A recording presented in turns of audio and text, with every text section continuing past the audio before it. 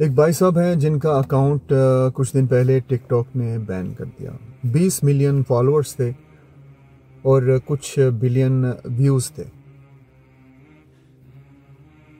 ان کے کچھ ویڈیوز دیکھنے کا موقع ملا اور وہاں پر ان کی وائف جو ہیں گڑ گڑا کے ٹک ٹاک کی ٹیم سے اپیل کر رہی ہیں کہ ان کا اکاؤنٹ دوبارہ کھولا جائے ان کے ہسبینڈ کا. اور ان کے ہسبینڈ جو ہیں وہ ایک کے بعد دوسرا ویڈیو پوسٹ کر رہے ہیں جہاں پر وہ کہہ رہے ہیں کہ میں نے کھا بھی نہیں رہا، پی بھی نہیں رہا، صحیح طرح سو بھی نہیں رہا، اور گڑ گڑا کے رو رہے ہیں.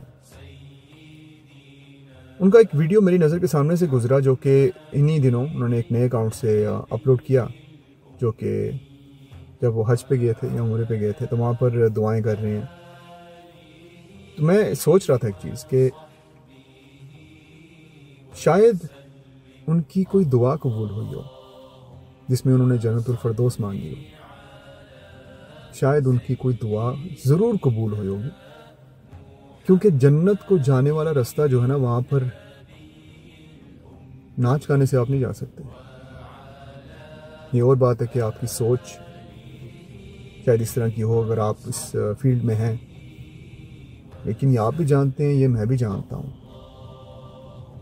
کہ صدقہ جاریہ اور گناہ جاریہ میں جو فرق ہے نا وہ بہت واضح ہے.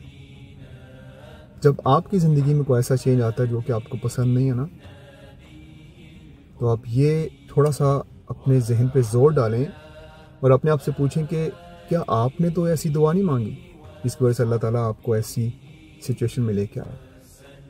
یہ ہو سکتا ہے کہ اس بندے کا اکاؤنٹ بند ہونا اس کے لیے جنت کے دروازے کھول دے.